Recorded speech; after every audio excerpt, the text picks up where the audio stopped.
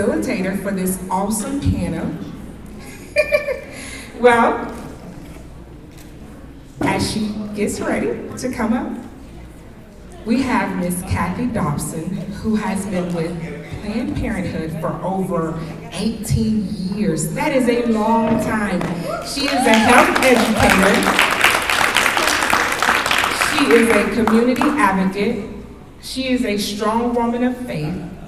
And she is our president-elect for our Healthy Start Coalition board. So that means, in a nutshell, she'll be our president next year for our board, and we're so happy to have her expertise.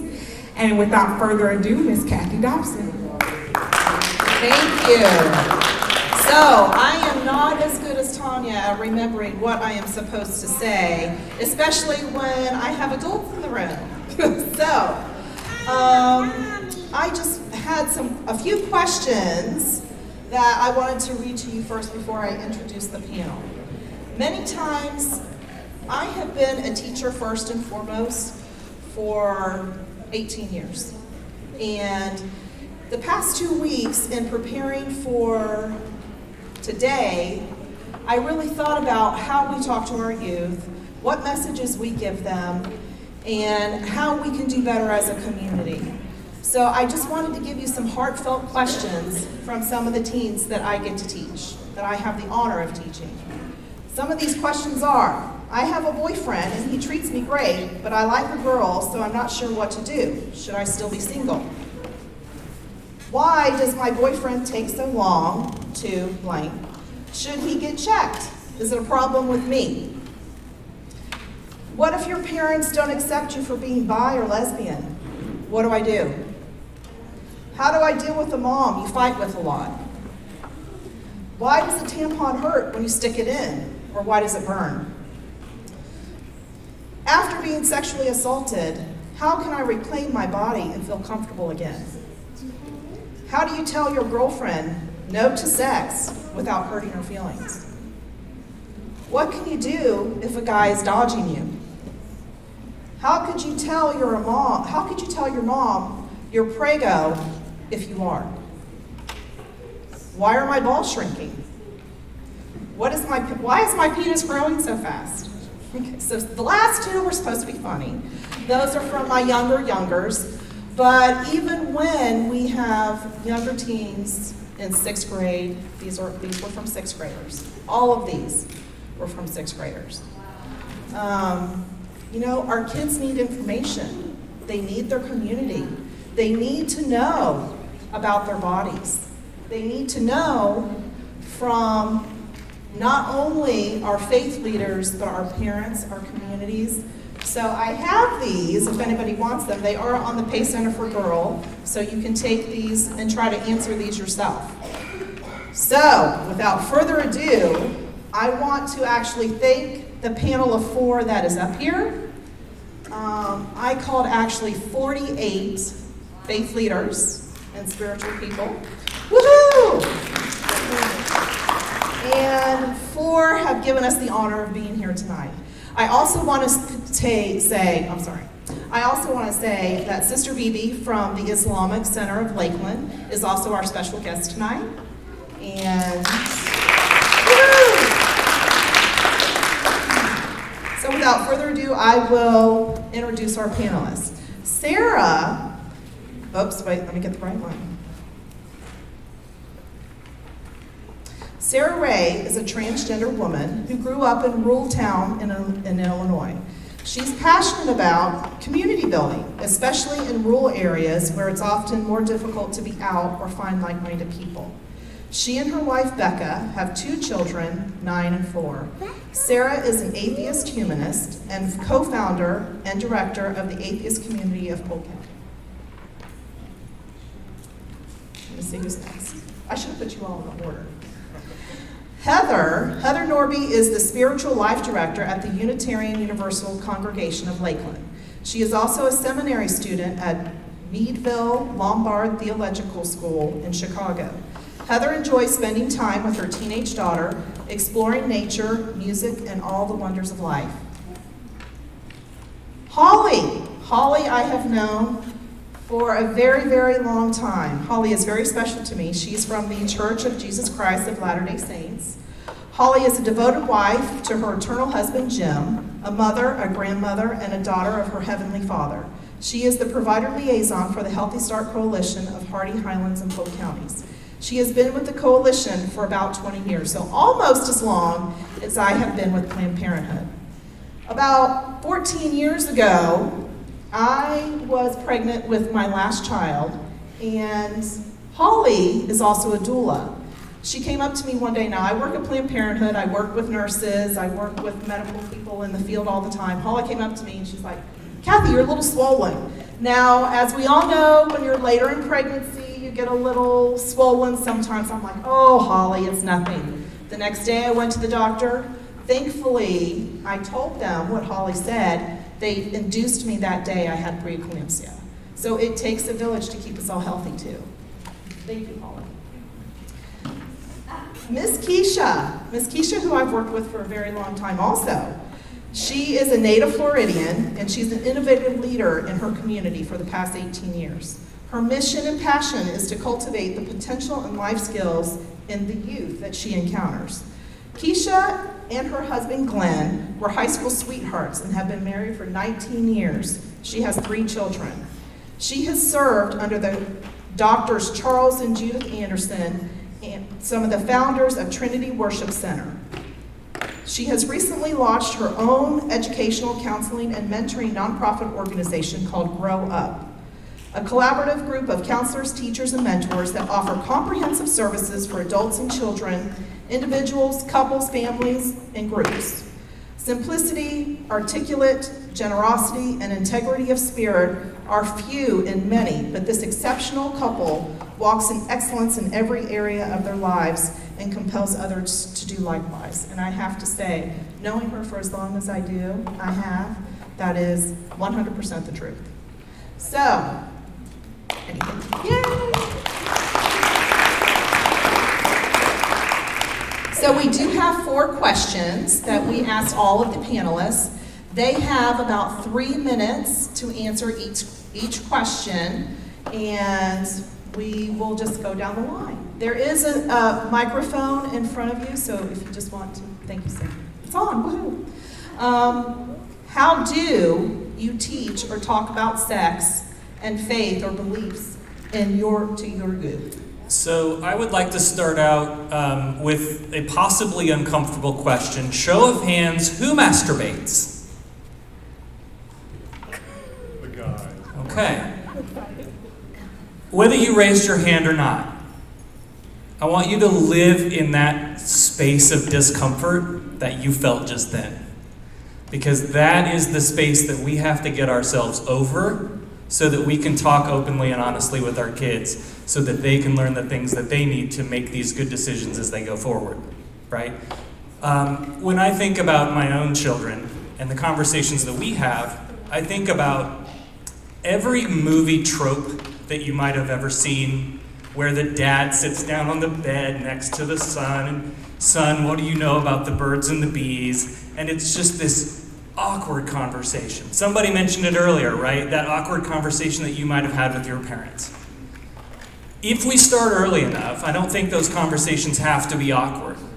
I think we can create relationships between our children and our with parents where they will feel comfortable to come to us with things. And the earlier we do that, the better, so that they're more likely to come to us with those important questions. Atheism is the answer to a single question. Do I believe in a God or gods? No. So it's not prescriptive at all. There's no atheist viewpoint on how to deal with this sort of stuff. And I don't know that I get a lot of questions from the folks in the membership and that sort of thing. So we sort of take a fact-based, evidence-based approach to all things. Atheists agree on one thing and then we disagree and argue about everything else. Very, very true. We've had some pro-vax people in our group. We've had some anti-vax people in our group. We've had some pro-women's rights folks. We've had some stringent anti-abortion people. So We really do run the range on all kinds of different issues. But the one thing that we do try to do as skeptics is to follow the evidence. And so when we look at issues like this, the conversations that we're having are based in evidence. And we know that this is the information that's been shared, that these organizations have been working with for a long time. That when we tell our kids don't do it, it doesn't work. When we tell our kids just wait, that's not effective. When we prepare our kids with the knowledge and information to make the smart decisions on their own with an open communication pathway with trusted adults, then we start to see all of those things that, and I'm answering the second question too, I think, but we start to see all of those things that we seek to improve start to change in positive directions. So our Unitarian Universalist faith teaches through what we call the OWL program, which stands for Our Whole Lives. The OWL program provides accurate, developmentally appropriate information about relationships, gender identity, sexual orientation, sexual health, and cultural influences on sexuality. It is a value-filled program that gives clear messages about key sexuality issues like self-worth, sexual health, responsibility, justice, and inclusivity. Our Whole Lives recognizes and respects the diversity of participants with respect to biological sex, gender identity, gender expression, sexual orientation, and disability status.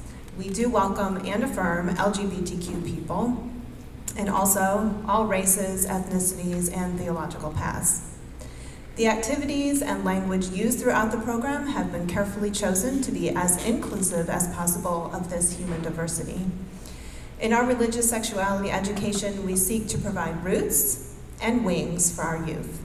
The roots are our Unitarian Universalist religious traditions and values, which accept participants and value them for who they are so they feel good about themselves and their sexuality.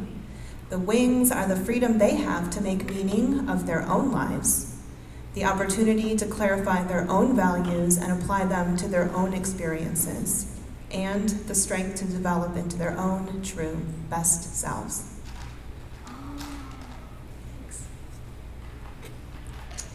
Well, I'm Holly, and I'm a member of the Church of Jesus Christ of Latter-day Saints. And the Church of Jesus Christ of Latter-day Saints, we publish a book or a pamphlet, and it's called For the Strength of Youth. It's morality standards for LDS youth and all youth, and it's a critical component to the youth education we do on Sunday and on Wednesday evenings. Our youth that we consider to be in this program begin at 11 to 18, and then we also work with them earlier than that in specific areas during the year.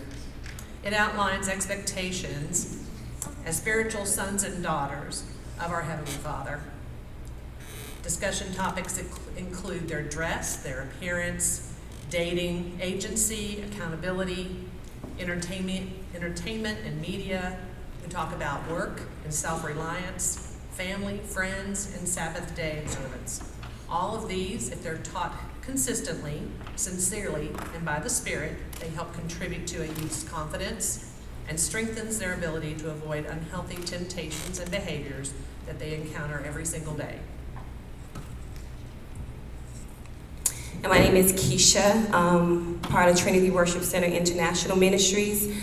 Part of our foundation as far as teaching our kids about premarital sex is that we do believe in abstinence. So therefore, we teach from a biblical perspective as far as the Songs of Solomon, chapter 8, verse 4, where it tells them not to awaken love until the time is right. So we teach our students in the youth group that we have that, of course, it's ideal because I can honestly say from being a teenage mom and been married for the last 19 years that I married my first love, and I married the person that I was first intimate with. However, we were not married. So therefore, what we teach our youth precautions, make sure they consider, their actions before they actually make that decision to have premarital sex. So another curriculum that we use is lies that young women and young men believe is something that I think her name is Dana Moss. She came out with a book about 12 years ago that we started teaching our youth how to prepare themselves and not necessarily rush and, be anxious and get themselves in situations that they're not prepared for. Because one of the things that I'm aware of is that we will prematurely put ourselves in positions, especially being youth, that we're not necessarily prepared for, and one of them being sex, because it goes a long way spiritually and physically that we can pretty much transfer different things as that. Second question. Why do you feel it's important to talk to youth about sex? So, a couple of maybe personal stories. I transitioned genders about 5 years ago, and so growing up in Midwest rural Illinois, in a very, very small town, I was largely taught, don't do it. Our sex ed class in high school was taught by the PE teacher, who was also my uncle, so that he felt awkward when I asked the first question. Imagine my youth. And my recollection of that was, let's put up some scary images on the projector. Here's what the clap looks like, and here's what the drip looks like, and here's all the scary diseases that you're gonna get if you have sex, don't do it. I got my girlfriend pregnant when I was 17 years old, and she ended up driving with her parents to Missouri to have an abortion. So when we talk about these statistics, I've lived that. I would also say, I want you to think about, we sort of talked about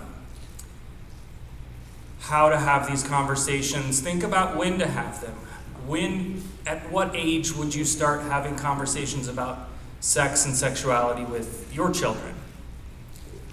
Mine are 9 and 4, and we started at infancy. When I blow raspberries on your belly and you tell me to stop, I stop, because you have agency over your own body.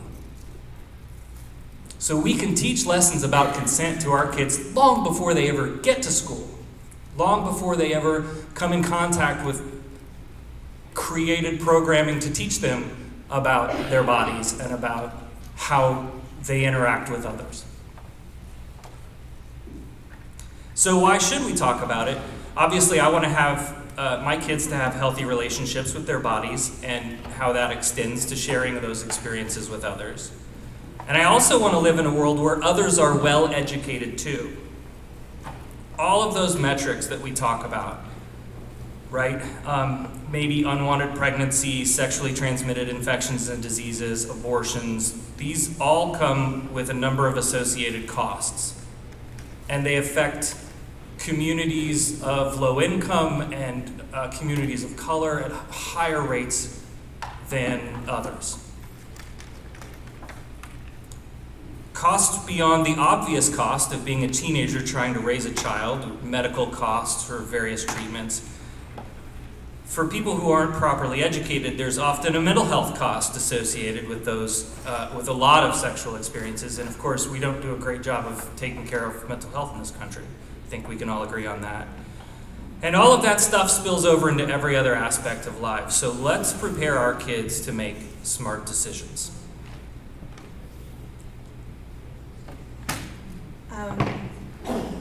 I don't believe there is any value in avoiding conversations about the reality of sex either, or in denying a teen's natural curiosity, sexual desires, or sexual identity.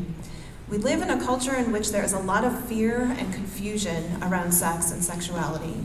So as Unitarian Universalists, we seek to transform this into a new reality of lives lived congruent with the values of the inherent worth and dignity of each and every person.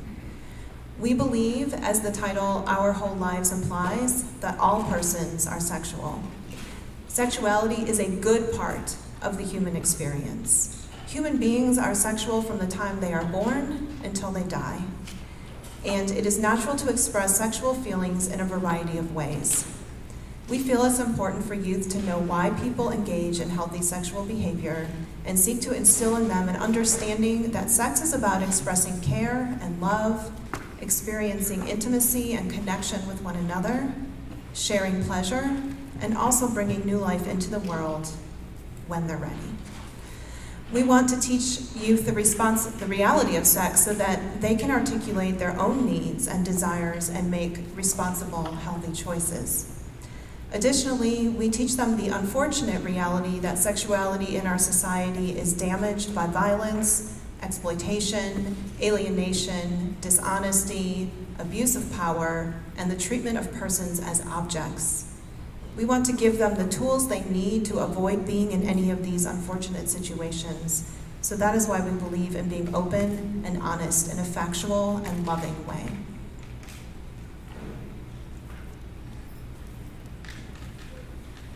Well, there's no doubt that youth today are confused about sex. From their beloved grandma, they hear, "You better not. It's a sin." And from their girlfriends, they hear, "Well, girl, if you want him, if you want to keep him, you better do it." And from their guy friends, they hear, "You're a virgin? You're lame." Some dads are going to kill anyone who might touch their daughter, but on the other side, they want their son to become a man.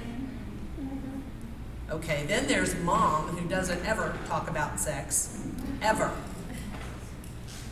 And the TV is full of sex as a rite of passage and a way to be normal, where everything's sweet and beautiful, which should be the reality. But for a teen, it's simply a fantasy, and it's false. And the list goes on and on about confusing conversations about love and sex. These messages are hard to make sense of, as I'm guessing they more than likely have heard predominantly just two things about sex: that it's gross, sinful, and shameful, and that it's the most amazing, beautiful, and spiritual thing ever. How confusing is that? These messages are exaggerated, of course, but maybe not. Not to mention the fact that they completely contradict each other. So how can these kids really know if they don't have someone they can trust and talk to? One reason for the message that sex is gross, sinful, and shameful is that lots of adults feel uncomfortable talking about sex, just like you were saying. Often in our homes, we're not taught how to talk about sex. And then we grow up and have babies, and we still don't know how to talk about it. When there's a silence around something, it implies that it's off limits, or shameful, or too awful to even mention. And I would guess that most youth are already talking to each other about sex. They're not living in an insular, protected bubble. We think they might be, but they're not. And sex is part of life. And our church believes that the facts are important and they can change their life, period. Okay, so I was hoping my husband would walk in here anytime now, but this was after his question. But I'll try my best. So the question again, Miss Kathy, could you please repeat it? The question again: why do you feel it's important to talk to youth about sex? Okay, so just to be transparent, and that's normally what we are with our youth. We're very transparent. And so therefore, it's very important because honestly, in the school system, the internet, everything is teaching our children.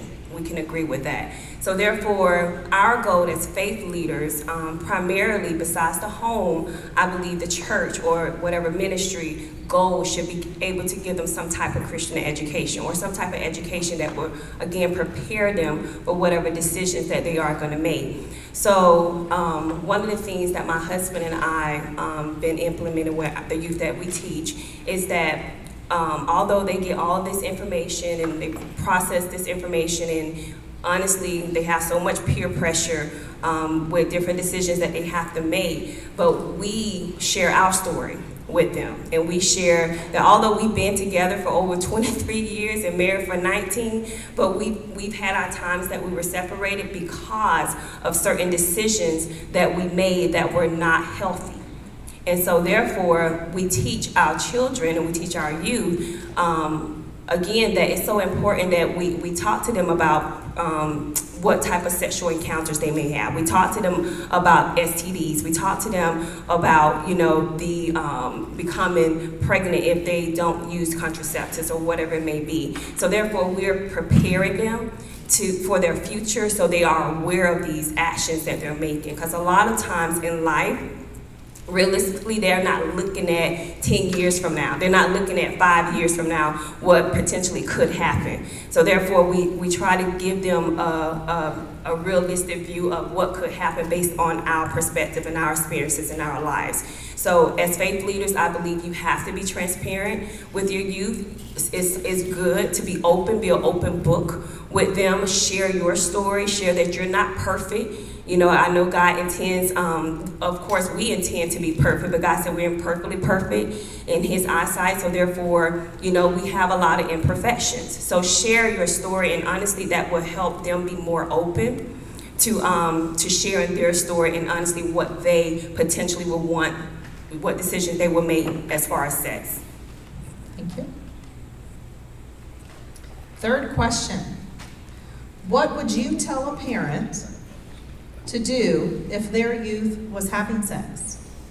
So again, in my role with the atheist community of Polk County, it's not a sort of pastoral role. I didn't ever expect to have these sorts of questions fielded to me when I started out to create this nonprofit, but I've had some questions that I never would have expected.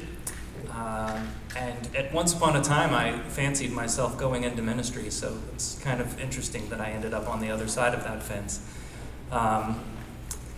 So I don't know that conversation would come up, but I would be having a conversation with a fellow parent, and I would approach it largely from that way. So your child is having sex. How are you processing that? Are they being safe? Whether you or another trusted adult, do they have someone they can talk openly with about what they're experiencing?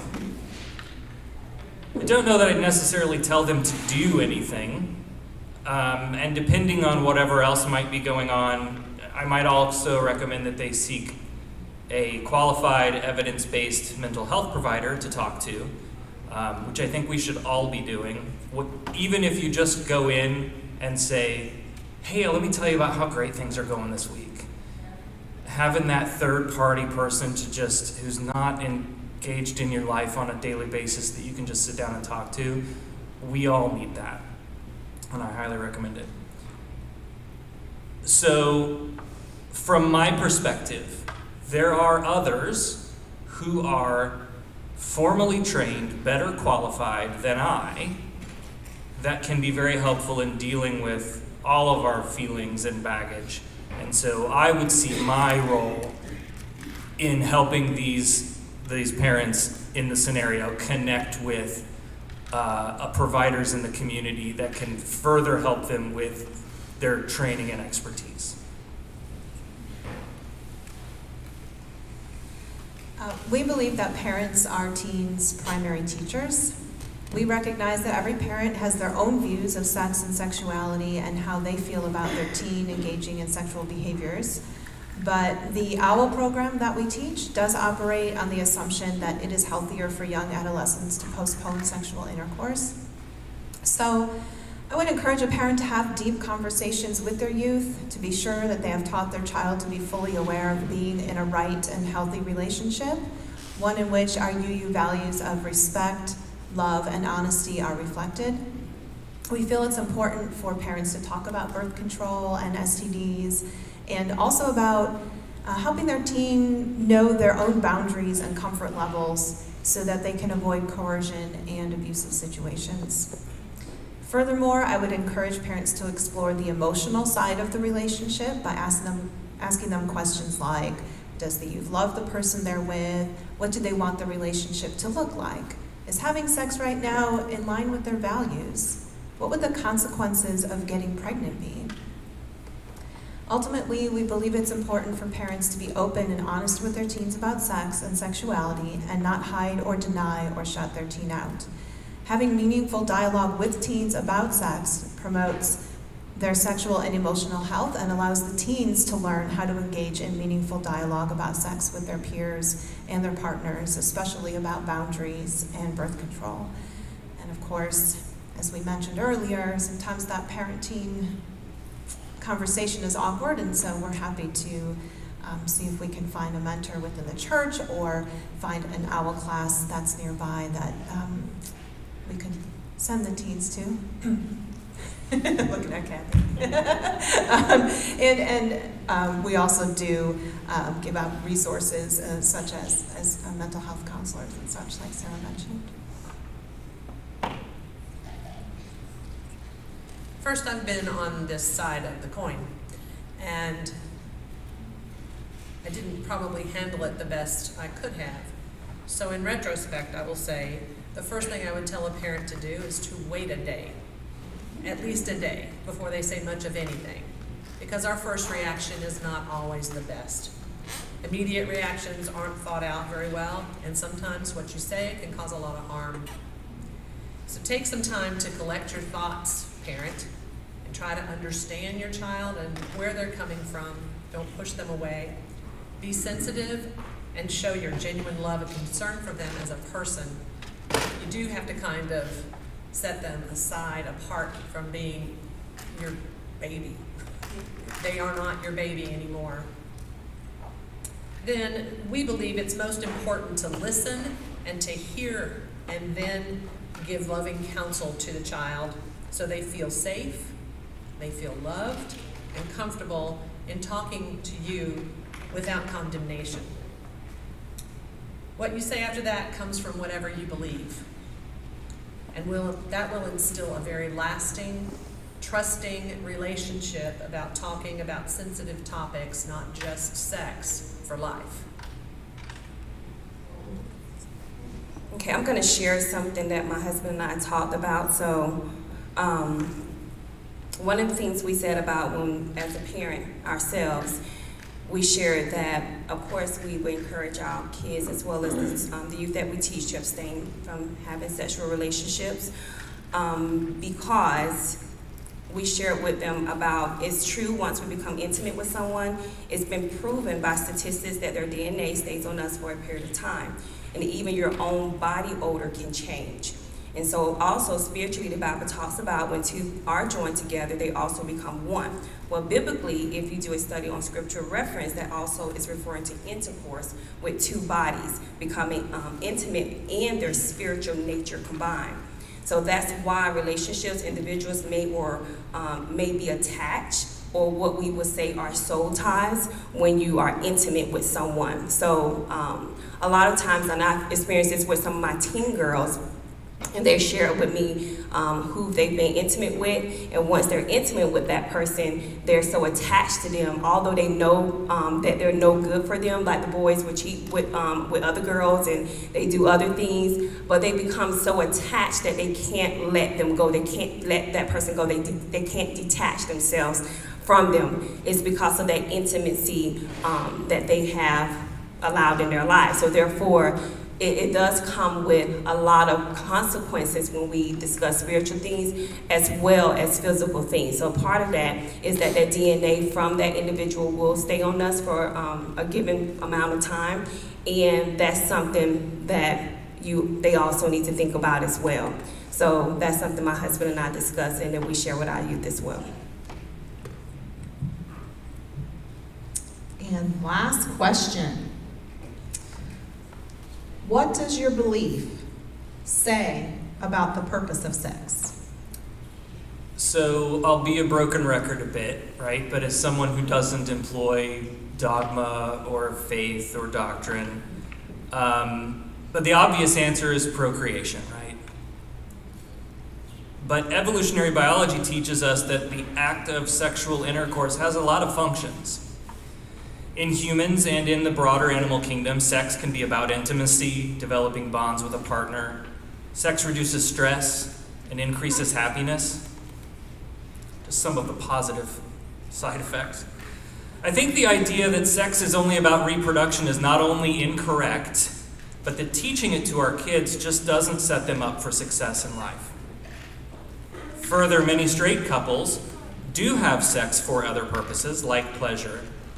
But talking about it, framing it in that way, enforces a heteronormative expectation of what sex and intimacy is supposed to look like. And we know that there are a wide diversity of... Does everybody know what GSRM is? I'm championing GSRM as the new LGBTQ. Can you explain that? And here's why. So GSRM is gender, sexual, and romantic minorities. GSRM. Right? And so the idea there is that gender encompasses folks like me who are trans or non-binary. We have the sexual minorities who are lesbian, gay, bi, pan, traditional identities. The romantic folks who are often left out when we talk about the LGBTQ, there are people for whom sex is not interesting at all. And they would identify as asexual, but they might also be romantically interested in others. And so it's a better way to categorize without adding letters to the end of the alphabet soup. And there are a lot of places that I'm seeing sort of grab this GSRM acronym and starting to sort of use it instead and move it forward. But so talking about framing conversations about sex in a heteronormative way leaves out all of these kids that are sitting in those classes, are sitting in these sessions going, but how does that apply to me? I'm not same-sex attracted, or I'm asexual, or agender. So those kids feel completely ignored in those situations. And if you forgive the quick analogy, we have some Legos here. It's very, very appropriate for my analogy. Those kids, the GSRM kids, are getting instructions to build a Lego race car, and we've given them the pieces to build an airplane. So they're being expected to fit into a cisgender heterosexual box, and instead end up figuring it out all on their own. And they're not coming to us to have those conversations, which, again, we know leads to worse and worse outcomes. Thank you. I just learned a lot. I wrote that down. All right. So, what does our faith say about the purpose of sex? Sexuality is a universal, natural, and positive part of being human, and teaching this healthy point of view is a ministry of our faith. We believe that the purpose of sex, besides the possibility of procreation, is to connect partners in a loving and caring way, and that it can also be a connection to the divine within an intimate relationship.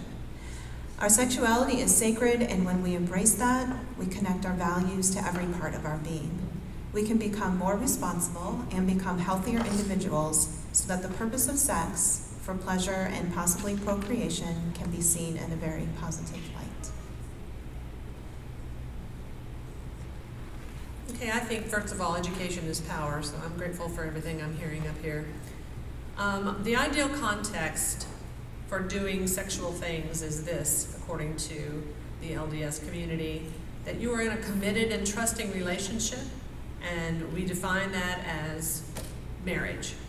That you have given full consent for any sexual action, and yes, that means in marriage too. That you are using physical intimacy in a way, or the way that it was intended, for you to build connection with your spouse and or build a family. Heavenly Father intended husband and wife to understand the beautiful and eternal nature of their sexuality. Relations between a man and a woman is ordained of God for the purpose of building a family.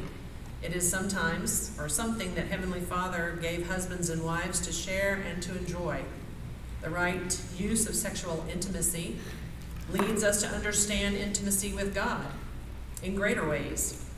The wrong use of it destroys intimacy with God and substitutes sexuality in His place. Okay, we also teach the same thing as far as sex being the purpose of being fruitful and multiplying.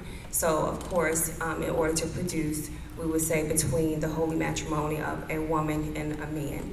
So, initially, yes, we believe that God is love, and in order to share that love intimately is what He intended for sexual relationships to have, is that love and that connection and that unity, which that man and that woman come together and develop that love, so that love can be reproduced even into those that they produce. So therefore, yeah, a man and a woman, and the purpose of that is to be fruitful and multiply.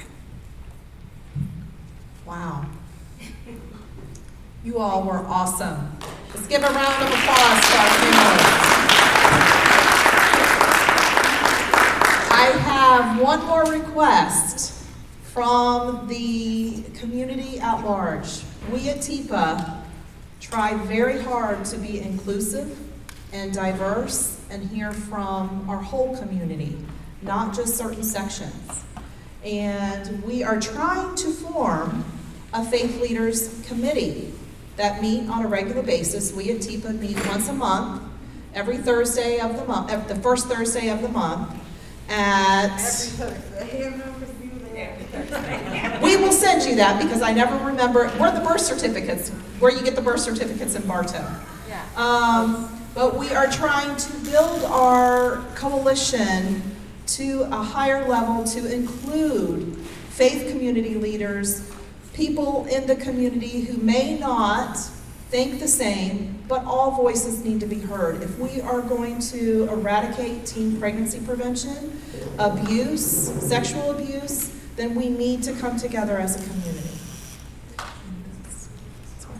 Tanya, take it back over.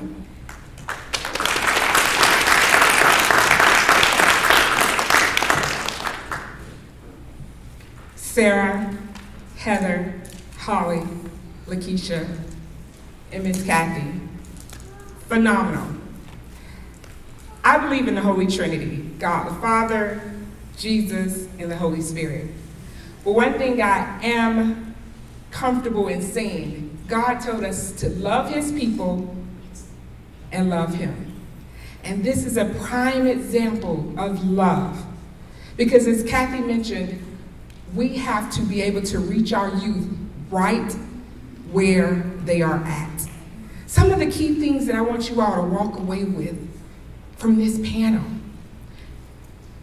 evidence-based curriculums, inclusivity, transparency, authenticity, and Sarah, I apologize if I mess up your acronym, GSRM. Love. It's not to say that Christians are teaching their children wrong. It's not to say those that don't have any faith that identify as atheism is teaching their youth wrong. It's not to say that Unitarians are teaching their youth wrong, or Latter-day Saints. It is to say that our kids need us, however we may look, with whatever we may believe. So if you all don't take anything else, because as my pastor would tell, it's gonna get gooder and gooder. And if you were here last year and the year before, it's getting gooder and gooder. So kudos to Miss Kathy Dobson, because as she said, I don't know if you all caught that, because I'm in the spirit right now. 82 churches or 82 congregations or 82 spiritual faith-based did not answer the call. But these 4 amazing women chose to come spend their Thursday night with us. Because we're gonna love our children. We're gonna love our youth right where they are at. So we can decrease those rates that we don't have any young lady or young man between the ages of 10 and 14 having a baby this year. So, Miss Sarah, Miss Heather, Miss Holly and Miss Keisha, on behalf of the Teen Pregnancy Prevention Alliance, our youth leadership team, our communities in Hardy, Highlands, and Polk County, my executive director, Ms. Charlene Edwards, we say thank you. And you all sit there as we bring your beautiful gifts to you, and keep being advocates, keep empowering our youth, keep sharing the love that is for everyone. Because as it says, each of us can support and empower our youth to overcome the challenges that they may face. So with that being said, you all have a commitment card on your tables. And it says, the role of faith is vital in preventing teen pregnancy. Faith communities can positively shape the character of youth by nurturing them, providing religious instruction and personal support, and assisting parents in their efforts to help their children. And in light of concern for the well-being of the youth of our congregations, the youth of our communities, the youth that we come in contact with, whether we're walking down the street or in the mall, for the well-being of those youth, we hereby agree, all of us, to take at least one affirmative action that encourage the youth to make responsible decisions regarding their moral values on sex and childbearing. And through this effort, we want to prevent teen pregnancy in our community. And this is the commitment to change. Guys, ladies and gentlemen, next year this room is going to be packed because I encourage you all to bring a friend next year. Because like I said, it's going to get gooder and gooder. All of the information that they shared impacts our youth. And when you walk away tonight, remember, it's not about us. It is about the generations that are behind us. And as a millennial, which I try to not say because I feel like I'm older, at least my spirit is, these are the things that they're leaning on. And we want to make sure that we love them right where they're at.